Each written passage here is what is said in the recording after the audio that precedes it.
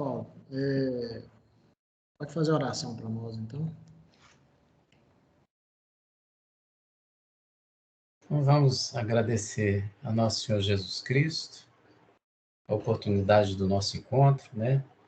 Onde aqui reforçamos a nossa fé através dos estudos, do convívio, né? Com irmãos que estão se esforçando, como nós também, os desencarnados e os encarnados aqui presentes, né? Para que juntos possamos promover esses sentimentos, esse desejo sincero de continuar trilhando esse caminho, um caminho árduo, né? Não é fácil realmente, mas ele é o único, né? Não existe outro caminho que não seja esse, da nossa reforma íntima, da nossa construção individual, mas coletiva, né? Porque nós necessitamos uns dos outros para poder nos sustentar, né? E é tão bom ter a Fraternidade Maria Francisca Rocha, a bênção do Ezequiel e dos trabalhadores da casa, que assistem todos nós, né? Que estamos aí imbuídos de desejo sincero.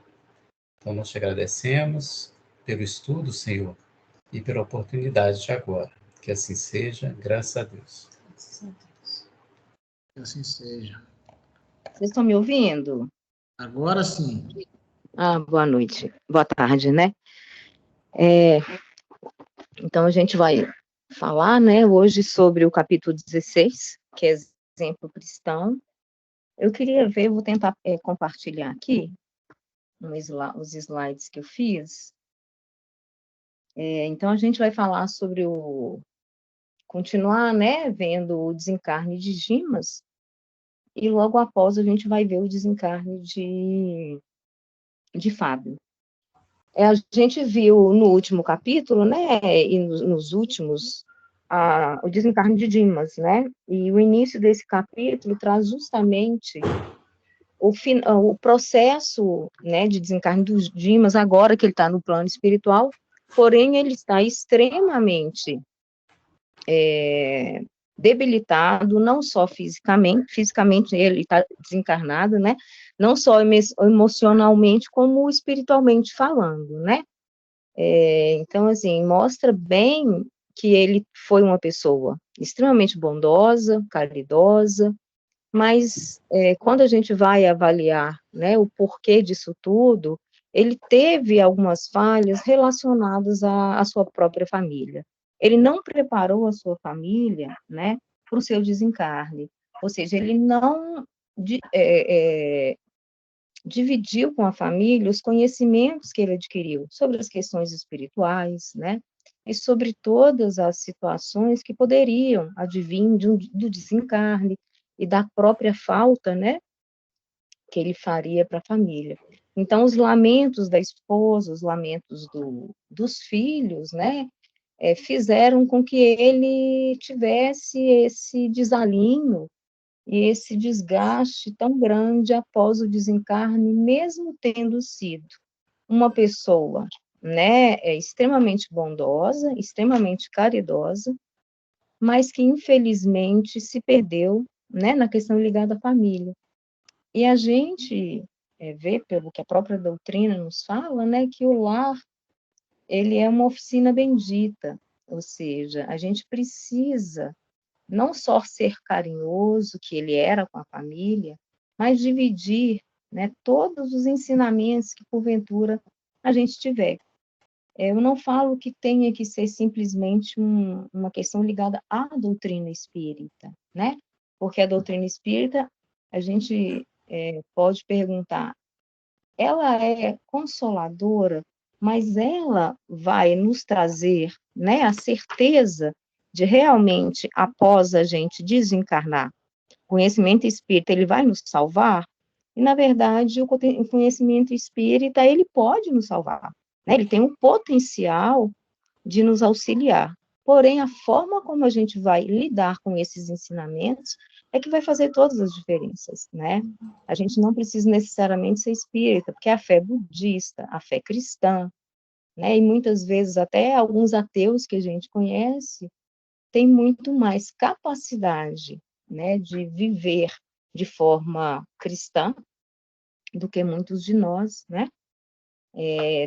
Saiu uma pesquisa há pouco tempo atrás que mostrou que somente 3% da humanidade é espírita, né? E muitas vezes a gente bate no peito e fala, poxa, eu sou espírita, é a doutrina consoladora, não que não seja, mas a gente tem que tomar muito cuidado, porque algumas vezes a gente desmerece a fé do outro, né? E muitas vezes a gente passa a imagem de uma certa prepotência. E quando a gente para e pensa que Deus é justo, ele jamais, né, daria esse privilégio para 3% da população mundial, né? Então, ela tem realmente todo o potencial de nos auxiliar, mas desde que a gente saiba e faça, né, o bom uso dos ensinamentos que a doutrina nos traz. Então, não basta realmente a gente ter esse conhecimento, né? A gente precisa agir de acordo com o que a gente está aprendendo, né? E a gente tem uma infinidade de livros, uma infinidade de situações, né? Que o tempo inteiro a gente está recebendo da própria espiritualidade. Então, é muito mais do que ler, do que crer, né? É realmente colocar em prática todas essas questões. E a gente viu que o Dimas, ele colocou em prática, mas ele colocou em prática muito mais, talvez, né, a gente não pode falar, mas muitas vezes ele pode ter pensado na sua própria reforma íntima. Ele pensou muito, eu acredito, na reforma íntima, mas somente dele.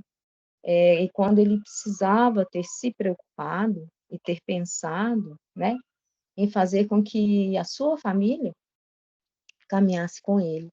Eu acho que como a gente pensa em família, né, a gente começa pensando na nossa família biológica, mas eu acho que como a gente precisa, né, tentar sempre trazer algo novo para o que foi escrito por Chico Xavier há tanto tempo, né, eu acho que hoje a gente precisa ampliar esse conceito de família, né, porque ela começa no nosso lar, mas ela se amplia para o nosso bairro, para a nossa cidade, né, para nosso estado, para o nosso país e para o nosso planeta.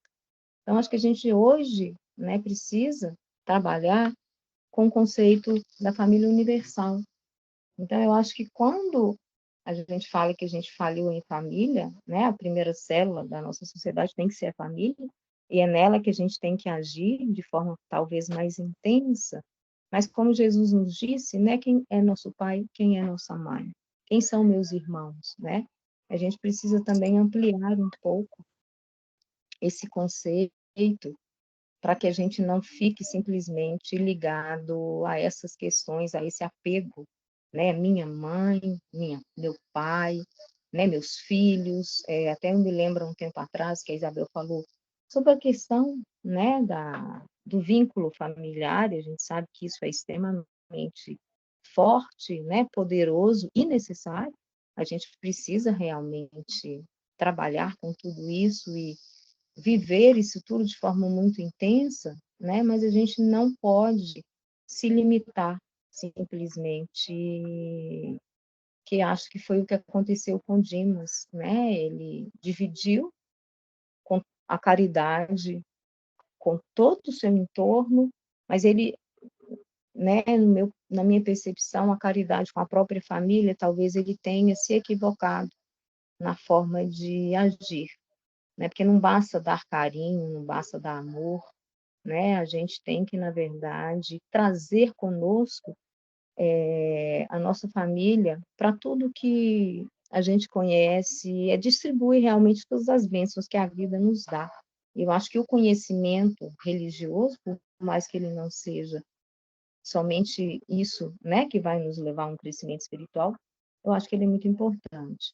E eu falo, né, que a gente não precisa realmente se limitar à religião, porque eu sou neta, por exemplo, de um ateu, né? O meu avô, ele era ateu, mas ele era uma pessoa que talvez eu não tenha conhecido, né? Alguém que tenha sido mais cristão do que ele. E a gente viu a importância do culto no lar, ele não fazia o culto no lar porque ele não tinha, né, isso como importante. André, Mas é a minha... Oi? o Paulo e a Fernanda levantou a mão. Assim que você Desculpa, eu não terminar, consigo ver. Pode falar. não, assim que você concluir sua fala, ele fala. E só para você não Não, perder pode falar. Eu mandei até o link lá, Willy, que se alguém puder abrir para mim, por favor. Andréia, eu estava lembrando aqui que ontem, nas minhas orações, toda noite eu leio uma passagenzinha da conduta espírita, né? Para a gente ir aprendendo como a gente deve, né? Seguir, né? No capítulo 19, perante os parentes, sobre isso que você está falando, né? Dos parentes, em uma parte, né? A primeira carta de Timóteo 5:8 fala, né? Mas se alguém não tem cuidado dos seus e principalmente da sua família, negou a fé e é pior do que o infiel. Aí ele fala, melhorar dentro da solicitação da conduta espírita diante dos parentes, ele fala, melhorar sem desânimo os contatos diretos e indiretos com os pais, irmãos, tios, primos e demais parentes, nas lides do mundo, para que a lei não venha cobrar-lhe novas e mais enérgicas experiências em encarnações próximas. O cumprimento do dever criado por nós mesmos é lei do mundo interior a que não poderemos fugir. Então, isso aí que você falou, né, da família, que está falando do Dimas e tudo, eu acho que cabe bem aí, né, sobre o que a gente está falando, né? Não, com certeza. É justamente, né, isso que você falou, acho que resumiu bem. É a gente ampliar, né, realmente, não só, a gente fala muito na reforma íntima no espiritismo, né, mas eu muitas vezes fico pensando se a reforma íntima ela tenha que ser só íntima, né, porque claro que a gente não vai conseguir passar para o outro aquilo que a gente ainda não adquiriu. A gente precisa realmente se reformar para que a gente consiga, né, inspirar alguém. Mas eu acho que esse processo ele não pode ser egoísta e nem individual. E muitas vezes eu acho que algumas interpretações que a gente faz do que a doutrina nos traz, né, pode gerar talvez esse equívoco de interpretação, né? A gente não consegue perceber que a reforma íntima pode ser uma armadilha, né? Se a gente se limitar realmente, como eu disse, somente a nós. Ela tem que ser expandida, né? Ela não precisa e não pode ser simplesmente algo que a gente considere de forma egoísta, né? Tanto que tem alguns estudiosos também da doutrina espírita que questionam muito e criticam muito esse conceito da reforma íntima, né? Porque eles falam que a reforma íntima, ela pode induzir, como eu disse, o indivíduo a pensar que aquilo ali é algo só para ela, né? Ou seja, eu tenho que me preocupar somente comigo. Então, a gente faz uma tarefa, a gente distribui uma cesta básica, né? Mas muitas vezes como uma barganha, né? Ou seja, eu estou fazendo aquilo ali, mas pensando muito mais no que eu vou receber, né? Ou seja, numa próxima encarnação, mas se esquece, né? Eu vou até falar um fato que aconteceu numa casa espírita onde eu já frequentei, não vou citar o nome, então não tem problema, de um doutrinador, e ele era até o vice-presidente da casa, muito respeitado, ele tinha o dom da fala, né? Ele fazia preces belíssimas, palestras, assim, maravilhosas, e um dia, numa reunião espírita, né, uma entidade o confrontou justamente sobre essas questões. Que autoridade que ele tinha, né, de falar daquela forma com ele, se ele não cuidava da própria família. E aí ele citou um fato muito íntimo, né, um problema muito sério que ele estava vivendo com a esposa, e ele ficou extremamente desorientado, né? E aí a gente pode pensar, mas por que essa entidade, né, foi permitida que ela colocasse isso, né, às vezes para confrontar E assim, a única coisa que vem na minha cabeça é que aquilo ali seria um aprendizado não só para ele, mas para todos nós, né, que estávamos acompanhando a reunião e participando daquele processo. Então, assim, eu acho que a gente precisa realmente tomar muito cuidado, né, porque não basta, como eu disse, não é o conhecimento que vai nos levar a um crescimento espiritual, né, é realmente a forma como a gente auxilia. E se alguém quiser falar, pode abrir o microfone, porque às vezes eu não consigo ver, tá? Andréia, isso que você falou, eu achei super interessante, assim, porque tem o livro que eu comentei no WhatsApp na semana passada, ele fala exatamente disso, do cuidado que a gente tem que ter no processo da reforma íntima, porque muitos de nós adquirimos débitos sérios nesse processo, né? Porque aí, às vezes, a gente passa por cima de alguém, a gente anula o outro, e em alguns momentos, né, do seu desenvolvimento é você se anular, oferecer um pouco daquilo que você não tem em prol do outro, né? Então, às vezes, assim, eu não estou me sentindo em paz, por exemplo, comigo. Mas você saber escutar uma pessoa quando ela precisa, oferecer uma palavra amiga, isso também faz parte da reforma íntima, né? Você saber estar ali para o outro. Então, ter esse cuidado na hora do autoaperfeiçoamento. Então, achei super válido. Realmente, eu acho que a gente precisa, né, como eu disse, eu tenho um grupo que eles se denominam espíritas progressistas, eu gosto muito de assistir as palestras deles, né, o que eu acho que é uma incoerência, porque todo espírito tem que ser progressista, né, que a própria doutrina nos traz isso. Mas, infelizmente, muitos de nós têm um orgulho de falar, eu sou conservador. Quando a gente vai ver o que é ser conservador, é realmente aquela pessoa que vai contra qualquer avanço, seja moral, seja espiritual, religioso, né, intelectual, da ciência. Então, assim, a gente, quando fala que é conservador, né, as pessoas estão imaginando, eu gosto de respeito da família, mas não é a essência da própria palavra, né? A gente está sendo justamente radical em defender algo e não querer, né, se abrir para o novo, né? A gente está o tempo inteiro sendo bombardeado por informações da ciência, né, da filosofia, das ciências sociais, principalmente, que nem existiam na época de Kardec, e muitas vezes, né, eu acho que nós espíritas temos esse grande problema de não buscar nessas outras fontes. A gente se limita muito às obras de Kardec subsidiárias, que são extremamente importantes, né? Mas eu acho que a gente precisa abrir um pouco esse leque, ampliar um pouco esse conhecimento, beber em outras fontes, né? Porque senão a gente vai perder o bonde da história, né? E eu falo que a gente não vai estar sendo realmente espíritas, né? Como a gente deveria. Dar um palpite aqui, porque eu entendo por reforma íntima é um trabalho assim, da gente procurar aprimorar o nosso crescimento baseado nos preceitos cristãos, né?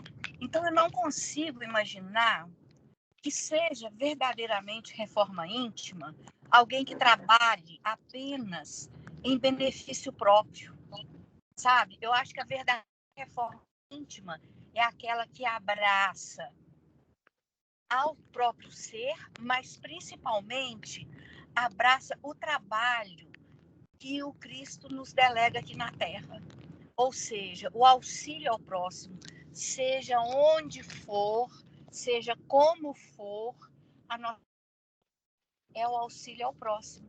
Então, eu não entendo essa reforma íntima que só visa a si próprio, sabe? Eu não acredito que isso seja reforma íntima. Não, mas é justamente isso, né?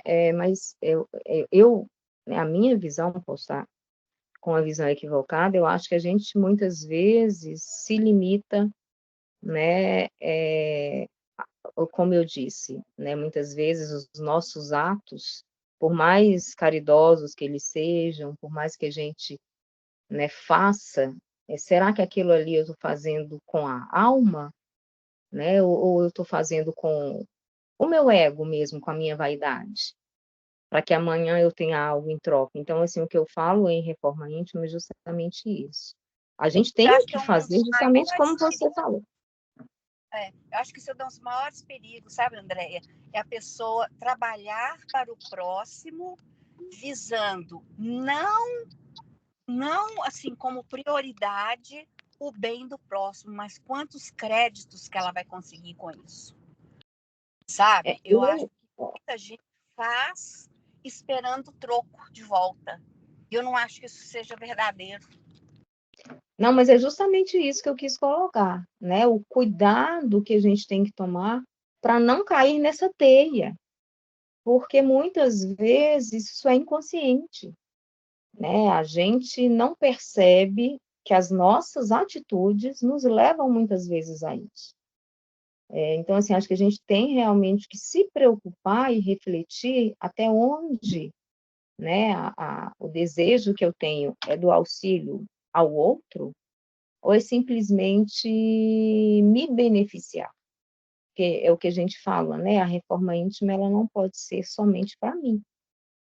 Eu vou dar um exemplo que muita gente não gosta, mas que eu falei esses dias no estudo que eu faço e eu quase apanhei, né? Que eu fui falar sobre a questão dos animais. Que eu acho que estender, né? O respeito não só aos animais, mas como à natureza, faz parte da nossa reforma íntima. E todo mundo não concordou comigo. Quer dizer, como é que eu posso trabalhar, né, uma mudança minha, pessoal, se eu não penso em todos que dividem o planeta comigo, não só os humanos, né? Eu acho que a gente tem realmente que ampliar esse conceito, que eu acho, eu já ouvi algumas falas e algumas questões que eu, sabe, penso que pode ser interpretado de uma forma equivocada. Até quando você coloca algumas questões, né, você tem as pessoas se sentem afrontadas, né, porque é algo que vai incomodar, vai fazer com que ela precise sair da zona de conforto dela, né, então, assim, a gente muitas vezes só pensa na reforma íntima como ser mais paciente, como ser mais caridoso, né, mas será que não faz parte da reforma íntima eu lutar, né, por um planeta com mais harmonia, com menos violência contra os outros seres, que não sejam só humanos? Então, assim, eu acho que são várias situações que nos levam a refletir, e eu acho que essa mudança, eu sinto ela necessária pelo confronto que a gente tem quando a gente coloca algumas situações como esta em alguns, né, locais. A gente tem realmente lugares como Maria Francisca, que hoje, né, a grande maioria dos frequentadores já tem essa visão mais dilatada pelo que Ezequiel nos traz. Mas isso não é uma regra, né, na maioria das casas espíritas, e ainda é visto como algo menor, ou sem importância, sem relevância, né? Aquela velha questão de considerar que as pessoas são as mais importantes, né? E também quando eu quis dizer que ele se preocupou mais com ele, foi justamente por todos os problemas que a gente viu e que ele, né, continua vivendo depois do desencarne, por ter feito, né, trabalhos externos, que com certeza ele era uma pessoa caridosa, mas ele se esqueceu da caridade no lar, né? E aí a gente vai falar, não, mas ele era bondoso, ele era respeitoso com a família, ele era um homem íntegro, ele estava sempre presente, mas muitas vezes ele podia estar presente fisicamente, né, de forma carinhosa, mas os ensinamentos mais nobres, talvez, que ele tenha assimilado na existência dele, ele não dividiu com a família, porque os filhos ficaram desesperados, a esposa ficou desesperada, e esse desespero da família, né, fez com que ele não conseguisse se libertar no plano espiritual, né? Ele teve um processo eu não sei, não me lembro o nome, tipo uma depressão mesmo no plano espiritual. Ele não conseguiu se desligar, apesar de ter tido, né, todo um amparo espiritual para partir, que não é o que acontece com todo mundo. Quando ele chegou no plano espiritual, ele estava ligado espiritualmente, né, ou seja, ele tinha uma algema espiritual com a própria família. Então, assim, foi nesse sentido que eu quis realmente colocar. Mais alguém quer falar? Não, por enquanto tá tranquilo, André. Pode continuar. Willy, que eu mandei a Não, apresentação. não chegou, Você... não. Aí eu mandei lá no Reunião Mediúnica o link. Qualquer coisa, se der para você passar, é um link, ele está na rede. Eu tentei compartilhar, mas aqui no meu computador não tá aparecendo Meu também. compartilhar no Skype, não. Não, beleza. Se você conseguir depois, Willy, mas se não, tá tranquilo. Estou tentando abrir aqui. Se eu conseguir, eu coloco aí. Ah, então tá. Então, a gente, né, viu a questão do desencarne do Dimas, que apesar de ter sido muito rápido, né, e ter tido todo o amparo espiritual, não foi o suficiente para que ele, né, tivesse leveza, né, após ele chegar, né, na casa de transição. É tanto que alguns trabalhadores ficaram com ele, né, para auxiliar nesse processo, e outros vieram ter com o Fábio para, né, concluir o resgate do Fábio.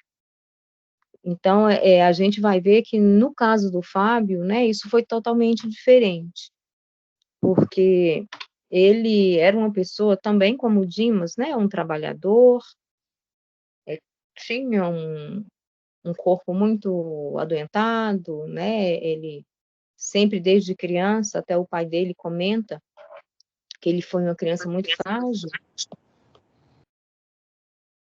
Pode falar. Não, pode falar, André. Ah, tá, eu achei que você tinha falado alguma coisa. Então, a gente vai ver, né, que o Fábio, ele nasceu com vários problemas de saúde, né, um corpo muito debilitado, e aí a gente pode até pensar, né, por que será que ele teve todos esses problemas, né? E o próprio pai dele, foi o André Luiz que faz esse questionamento, né, e ele era uma pessoa muito, muito bondosa, né, e aí o pai dele conta que numa encarnação passada, né, ele e o pai eram fazendeiros, donos de escravos, extremamente cruéis e rudes com esses escravos, né, então que o próprio Fábio, para reparar, né, essas atitudes inconsequentes que ele teve nessa outra encarnação, pediu para vir com o corpo debilitado, né, então ele sempre foi muito doentinho, mas isso não impediu, né, de perseverar no bem. Ele não ficou se lamentando, né, pelas dificuldades que ele tinha, mas o contrário, ele enfrentou de forma muito nobre, né, tudo que acontecia com ele no plano físico, né, em relação à saúde, e também ele não trabalhava somente fora da sua casa, né, mas no seu próprio lar ele tinha, né, atitudes extremamente nobres com os filhos, que eram muito pequenos, e com a esposa, né, eles faziam o evangelho no lar, até, né, se comenta que era uma questão que com o Dimas não acontecia, mas eu estava até comentando, né, sobre a minha família, que eu sou neta de um ateu, e a minha mãe sempre conta, né, que o meu avô, isso era uma rotina, né, nas famílias mais antigas, que foi se perdendo, não tinha televisão quando eles eram mais jovens, né, então eles se reuniam na sala, né, para conversar. E aí ela conta, né, que meu avô sempre falava sobre a necessidade de gente ser honesto, né, e eu, quando criança, né, convivi muito com ele, E, assim, eu falo que eu aprendi, talvez, com ele muito mais do que com muitos cristãos que eu conheça, né? E eu vou só citar um fato, ele tinha, né, fazenda e ele produzia cana-de-açúcar e aguardente.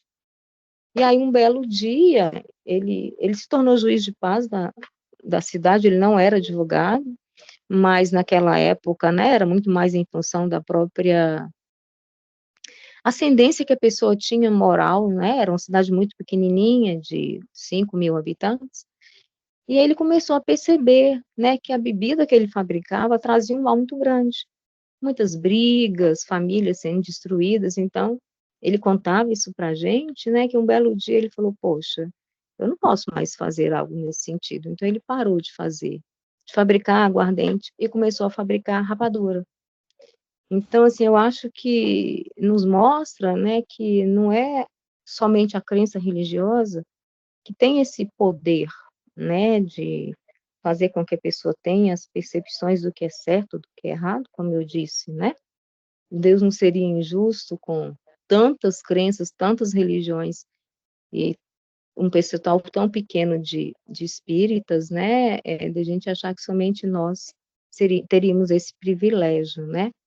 Então, assim, eu acho que mostra que essa, né, essa questão ligada à família, a gente sabe da importância do evangelho do lar, né, para nós que somos espíritas, mas quem não segue essa mesma religião, né, essa mesma crença, existem outras formas de você trazer uma harmonia, né, que seja para sua família.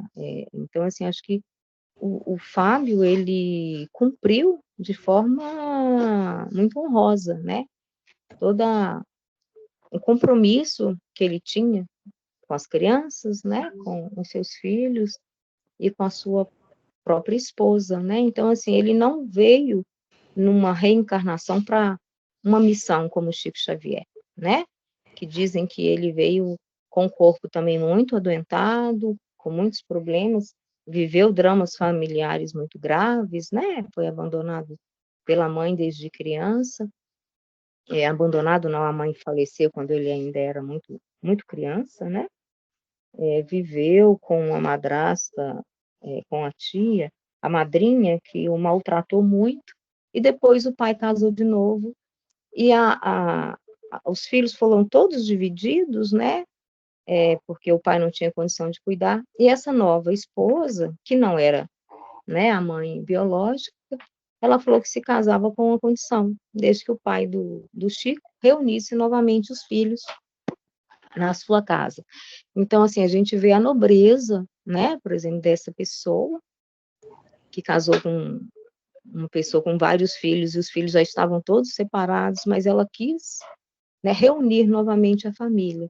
Eu acho que mostra realmente quanto as nossas atitudes independem do que a gente crê, mas realmente da forma como a gente conduz, né, as situações que vêm até nós, né, no dia a dia. Porque o Chico tinha, né, uma missão, então a reencarnação dele foi uma missão, mas o Fábio, que foi para reparar, né, as falhas, não que, na verdade, ele tivesse essa obrigação, mas muitas vezes a gente sabe que pode ser uma escolha da própria entidade antes de reencarnar, né, ele optou por vir com esse corpo debilitado para, de alguma forma, reparar aquilo que ele julgava, né, ter sido algo muito grave que ele cometeu contra esses escravos, né, a quem ele muito prejudicou. Um outro ponto que eu acho que é importante nesse capítulo, né, a questão do céu e inferno, né, porque a gente vê que o Dimas, ele, após o seu desencarne, ele, infelizmente, apesar de estar numa colônia espiritual, né, ele estava vivendo no seu inferno íntimo, né, porque ele não soube lidar com, como a gente disse, com as algemas espirituais, né, que ele criou e que ele entrelaçou com a sua própria família, né, ou seja, ele muitas vezes tinha o conhecimento do ensinamento do Cristo, mas com a família ele não vivenciava isso, né, da forma mais intensa. E mesmo após o seu desencarne, né, sabendo que a morte não existe, né, que a separação é momentânea, que o reencontro irá acontecer, né, não que a gente não deva sofrer, não que a gente não vá sofrer, né, que eu acho que é uma dor dilacerante quando a gente perde alguém da nossa família, mas esse sofrimento, essa dor não pode ser desesperadora, né, como foi no caso do Dimas, que o prejudicou, inclusive, nesse processo, no plano espiritual, mesmo com todo o apoio e com todo o amparo que ele teve da espiritualidade, né? Ou seja, ele poderia estar muito bem, mas infelizmente ele não teve, né, esse discernimento, e a dor que ele sentiu, ele transformou ela num sofrimento desesperador, né? Então, acho que a gente tem que, muitas vezes, tomar também esse cuidado. Eu perdi meu pai há pouco tempo, e, nossa, até hoje, assim, a falta que a gente sente, a falta que a pessoa, a saudade, elas são, eu acho que legítimas, né? Por mais que a gente seja espírita, achar que a gente não deve e não vá sentir isso, eu acho que é até um pouco desumano, mas a gente não pode deixar, né, e permitir que isso nos domine, né, e que a gente realmente não consiga caminhar e paralise, né, em função dessa dor. Alguém falou alguma coisa? Não, eu tentei compartilhar o arquivo aí, vocês estão vendo alguma coisa? Não? Tá vendo? Aí que eu não sei onde é que tá, eu tô meio perdido aqui. Ah, tá. Coloca no quarto slide, por favor. Quarto slide. Uma que tem uma casinha. Aí. É um casinho modesto, rodeado de flores, muita luz e harmonia. Isso, essa mesma. Então, como a gente, né, estava falando do Fábio, além de todos os problemas físicos, né, que muitos, né, a gente sabe que a pobreza também, ela não deixa de ser, né, um desafio muito grande. Muitas vezes a gente sabe que a riqueza pode ser um desafio maior, né? Mas você também não ter os recursos necessários traz muitos confortos, né? E às vezes muitas dificuldades, né? Para quem está vivendo no plano físico.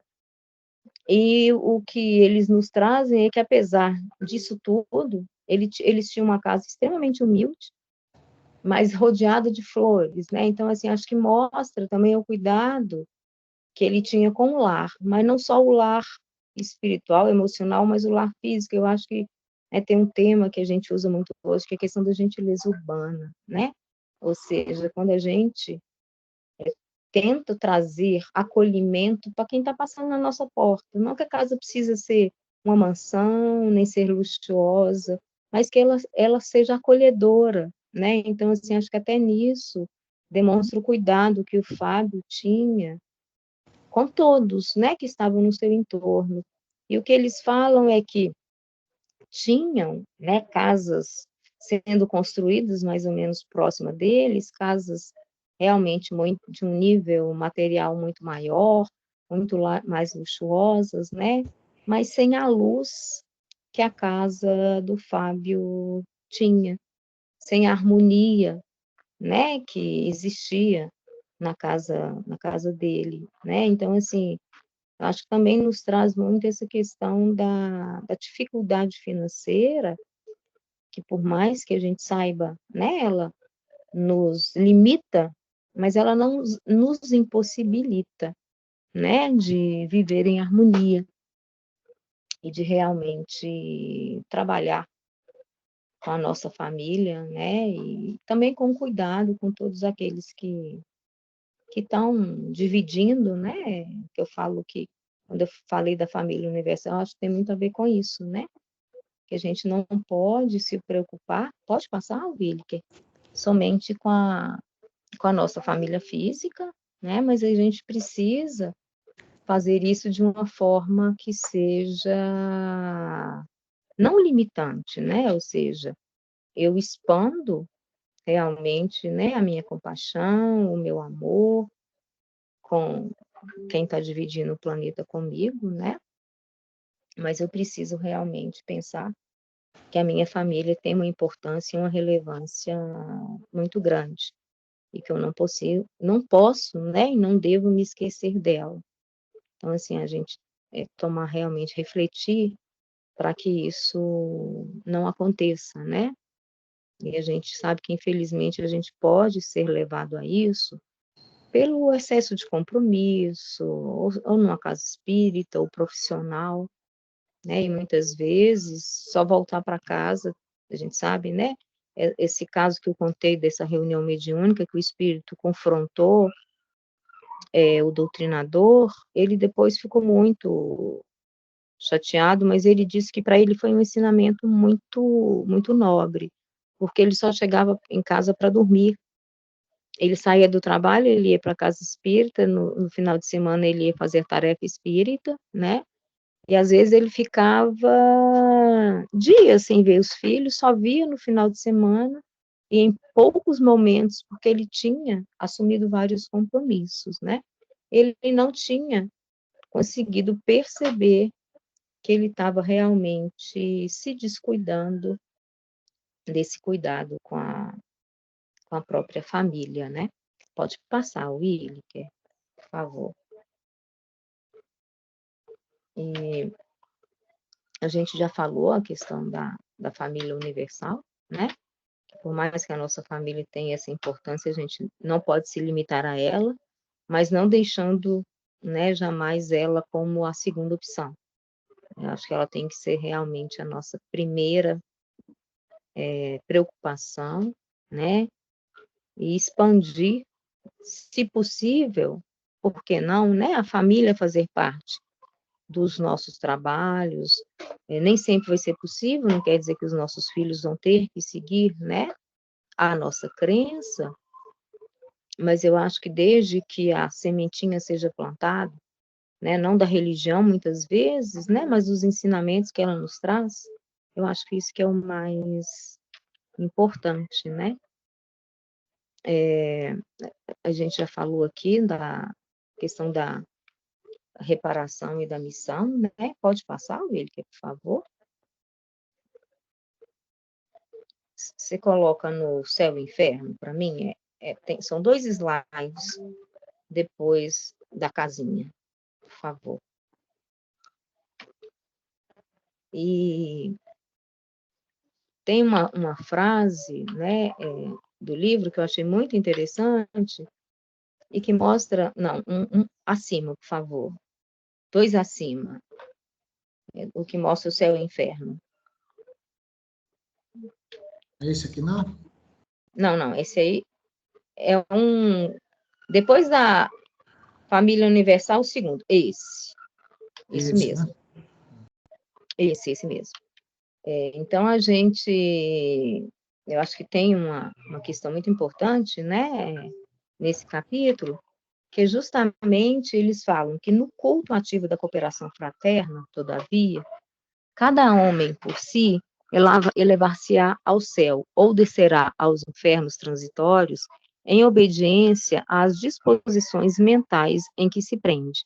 É como a gente falou, né? Infelizmente, o Dimas, com essas algemas espirituais e com essa ligação com a família de uma forma que não permitia, né? Não era o amor, né, realmente que liberta, mas aquele amor que prende, ele viveu né, ele estava vivendo o seu inferno íntimo. E o Fábio, apesar de ter o mesmo carinho, né, que tinha o Dimas com a família, ele conseguiu não só, né, se libertar, mas também preparar a família, como a gente vai ver à frente, para a separação. Né? Então, assim, ele conseguiu criar para si, né, ele foi para a mesma colônia espiritual que o Dimas, mas ele não foi com esse peso, né? Porque, além de preparar a família, ele próprio sabia, né? Levou os ensinamentos que a doutrina trouxe para ele para o seu desencarne, né? Ele não ficou simplesmente no crer, né? Ele realmente começou a viver e vivenciar tudo que ele tinha aprendido, que eu acho que é o ponto que a gente realmente precisa, né?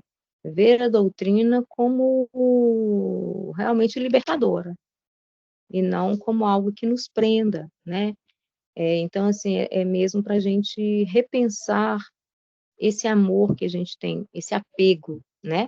Que a gente tem pela nossa família, por quem a gente ama, ele não pode ser um apego, né? A partir do momento que ele se torna um apego, ele nos causa problemas muito sérios, e a gente muitas vezes falha, né? A gente vê hoje em dia famílias totalmente desestruturadas. Eu estava vendo uma reportagem que o índice de suicídio de adolescentes tem crescido enormemente nos últimos tempos.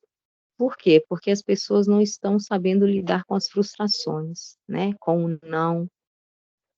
Muitas vezes os pais, eles estão se deixando levar pela culpa de não ter, às vezes, tanto tempo, né? E cedendo e não realmente se preocupando com a educação, né, dos filhos, deixando a cargo, muitas vezes, da escola, ou mesmo das redes sociais, né?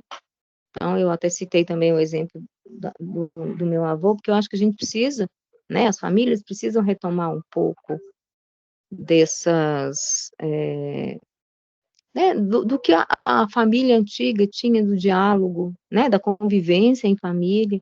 Muitas vezes as pessoas chegam em casa, cada um vai para o seu quarto, cada um tem uma televisão, e até mesmo numa mesa, né, do jantar, está todo mundo olhando no celular. Então, assim, as pessoas, às vezes, se tornam desconhecidas, né, na sua própria família. E acho que isso tem muito a ver com, né, tanta desestruturação de famílias, e às vezes, jovens estão perdidos, né, que poderiam estar, talvez, vivendo uma situação mais leve na adolescência, que naturalmente já é tão complexa, mas que, né, a sociedade moderna está impondo, e muitas vezes, né, nós estamos realmente caindo nesse precipício sem perceber. Então, eu acho que essas duas histórias, para mim, elas também né, nos remetem muito a isso, a necessidade que a gente tem do retorno a um convívio familiar realmente próximo, né? Não só dividir uma mesma casa, mas realmente viver, né, como família. Pode passar, por favor, Williker?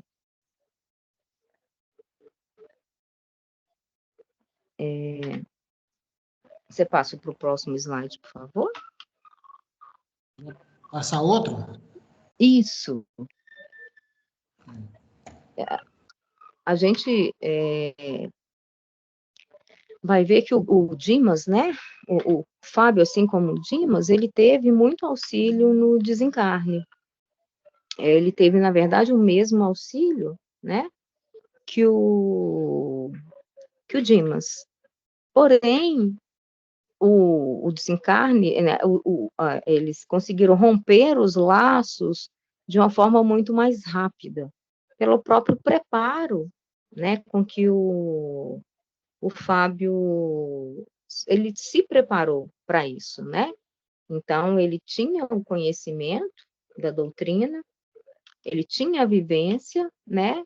E ele realmente conseguiu vivenciar e assimilar todos os ensinamentos, se preparando de forma muito bacana, né? Para viver esse processo do desencarne. E a gente vai ver que a própria espiritualidade, né, intui o Fábio a pedir para a esposa que dê um banho nele. E aí ele pede, né, e eles comentam que no processo, antes do banho, eles dão passes, né, longitudinais, e eles citam que algumas toxinas, né, que estavam, energias, né, densas que estavam no seu organismo, elas não foram totalmente retiradas, elas vieram para a epiderme, né?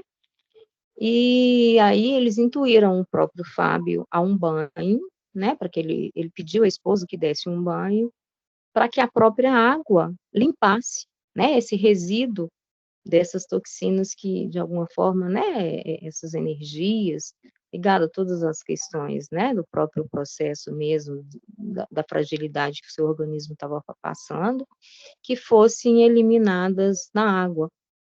E ele, na verdade, né, a partir daí, ele conseguiu se sentir mais revigorado, mais forte, né, ele estava num processo muito debilitado, ele teve aquilo que a gente chama, né, da melhora antes do desencarne, né, e aí permitiu que ele participasse do culto no lar. Mas antes da gente falar sobre isso, você passa duas, por favor, Williker? Eu achei bacana, né, quando ele coloca essa questão do banho e da água sendo utilizada, né, para limpeza, não só física, mas para limpeza da energia, né? A gente vê, né, a questão da água fluidificada, né, sendo utilizada como até uma possibilidade de cura. Você consegue passar, Williker, 2 slides, por favor? Eu já passei. Não tá o que está aparecendo? Não, para mim, então, não mudou, não. Tá aparecendo as moléculas da água ou não? Para mim, parece o do céu e inferno. Deixa eu voltar aqui, peraí. Aí você mostra o poder da água, por favor. Peraí, aí, ó. Mas eu vou falando. É das moléculas. Tá, pode voltar. Um antes da molécula, por favor. Está lento. Pode ser no das moléculas, pode ser no das moléculas. Não está passando, não. Eu vou falar, então. Então, né, como a gente estava falando, o poder da água, né, nos mostra que a água, ela tem uma estrutura extremamente simples, né? Uma molécula de hidrogênio, 2 moléculas de oxigênio, mas é utilizada como solvente universal, né? Tem toda essa questão da limpeza física, que a gente realmente, da questão da própria vida, né, que não existe vida sem a água, mas além disso tudo, né, o poder de cura que a água tem. Como a gente vê na questão da água fluidificada, eu acho que foi a Patrícia que mandou há um tempo atrás uma foto de uma ferida de um dos animais do abrigo, que ela começou a tratar com água fluidificada. E já vinha sendo tratado com medicamentos, né, normais há muito tempo. Pode falar. Não, foi da Dorothy, que havia 3 meses que eu estava tratando e não melhorava. Eu comecei a lavar com água fluidificada. E rapidinho a andou. Recuperou, né? Isso. Então, assim, acho que a gente precisa, às vezes, valorizar um pouco mais, né? A água fluidificada. E porque, na verdade, eles colocaram que as entidades espirituais colocaram determinados produtos da natureza, né, medicamentos, nessa água para que ele conseguisse, né, realmente, como eu falei, se revigorar e fazer o culto no lar, né, pela questão da fragilidade, restituir mesmo a energia, né, do corpo físico do Fábio com os elementos da natureza. E a gente vê o tempo inteiro, o Ezequiel nos traz muito isso, né, às vezes quando ele fala, né, para dar um passe no animal, agora ele não tem ficado tão frequente lá em cima, mas ele sempre fala, pensa no sol, pensa numa cachoeira, né, pensa numa árvore, mentaliza uma flor. Então, assim, eu acho que é realmente a gente perceber o poder que a natureza nos traz, né, o Emmanuel nos fala que a natureza é o livro sublime da vida, e a gente se afastou de todo esse conhecimento, né, que os nossos avós, os nossos ancestrais tinham, e hoje o que a gente mais vê é farmácias sendo construídas, né, toda esquina que você vai, todo quarteirão tem umas 2, 3 farmácias, é a indústria que mais cresce no mundo, né, e as pessoas estão cada vez mais doentes, estão reféns dos medicamentos, como o Ezequiel não esquece, né? Ele está sempre nos falando sobre isso. E agora, né, graças a Deus, né, vários cientistas, médicos, né, já estão realmente nos mostrando que a gente precisa retornar à nossa essência, né, que é esse contato com a própria natureza, né? Hoje existe uma modalidade na medicina que se chama naturopatia, que é o estudo, né, dos medicamentos a partir da natureza.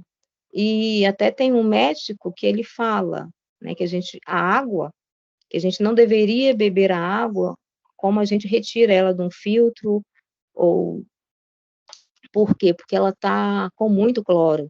E aí ele nos mostra, né, todos os problemas que o cloro traz para o nosso organismo, e ele fala que a gente precisa solarizar essa água. E aí ele nos pede, né, ele orienta que você deixe, pelo menos antes de beber, a água no sol, que pode ser numa garrafa, ele sempre fala, né, numa garrafa de vidro, de preferência colorida, ou verde, ou violeta, né, a gente pode associar também a cromoterapia, para nos trazer mais saúde. Então, assim, a gente está realmente tendo esses avanços, né, que na verdade já existiam há tanto tempo e a gente foi perdendo isso, né, e hoje eu acho que, graças a Deus, né, isso de alguma forma está sendo restituído. E alguns cientistas já estão conseguindo, né, perceber através de estudos mesmo, né, não de achismos ou de misticismo, que muita gente pode achar que é misticismo. A menina que trabalhava aqui na minha casa, eu colocava água no sol, todo dia eu coloco de manhã, e ela falava comigo se era coisa de macumba, sabe? Uma vez ela me perguntou, por que você põe essa água no sol? Trem esquisito, isso é magia, isso é simpatia? Então, assim, realmente é a gente prestar mais atenção e sentir, né, o que a gente tem de riqueza André, na própria natureza. Oi, a Célia levantou a mão. ô Célia, pode falar porque eu não vejo, por favor? Então, essa técnica de colocar a água no sol e na lua, isso é para magnetizar. E você coloca no filtro, hoje tem velas, mesmo esse filtro comum de barro, que é o ideal que a gente deve usar, em cima você põe a parte de plástico com essa vela, embaixo o de barro, você pode colocar uma vela que ela filtra o cloro, entendeu? Que o ideal é fazer isso, porque não tem como você não clorar a água, por causa do Não, sistema de tratamento dela. Mas aí você pode usar uma vela que filtra o cloro, que é o ideal de fazer, entendeu?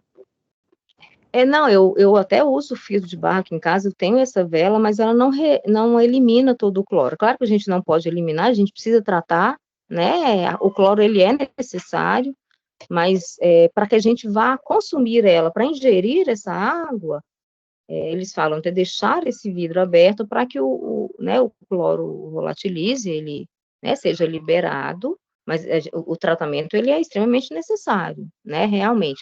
Mas essas velas, elas não eliminam todo o cloro. E a questão, né, do sol, não é, né, se eu me expressei errado, vocês me desculpem, é justamente para isso. Né, eles falam até que o sol tem a capacidade de colocar eles, né, quem usa essas técnicas e estuda, fala elixir, né, na água, mas na verdade a gente sabe que são energias, né, a magnetização é justamente essa questão da energia do sol, né, Ô, que André, E o traz, sol, eles falam, cloro, grandes benefícios. o pessoal, já são 7h08. Acho que a gente vai ter que encerrar por hoje. Se continuar a semana que vem, André, pode ser? Beleza, Williker. Maravilha. Quem pode fazer a oração final para nós? Encerramento. Pedir a Patrícia. Patrícia está aí toda feliz, né, Patrícia? sabia, Willy, que...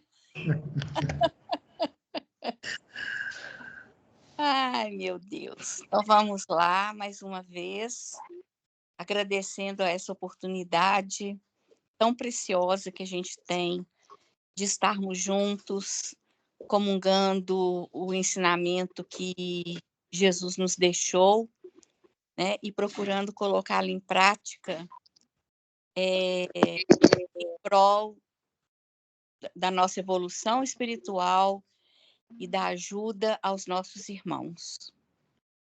Pai nosso que estais no céu, santificado seja o vosso nome, venha a nós o vosso reino, seja feita a vossa vontade, assim na terra como no céu. O pão nosso de cada dia nos dai hoje, perdoai as nossas ofensas, assim como nós perdoamos aqueles que nos têm ofendido. E não nos deixeis cair em tentação, mas livrai-nos, Senhor, de todo o mal, que assim seja. Até a próxima, meninos. Gente, obrigado. Boa noite a todos. Até o próximo domingo. Boa noite, Tchau, pessoal. gente. Ótima semana. Boa noite. Boa noite, pessoal. Tchau. Tchau, tchau.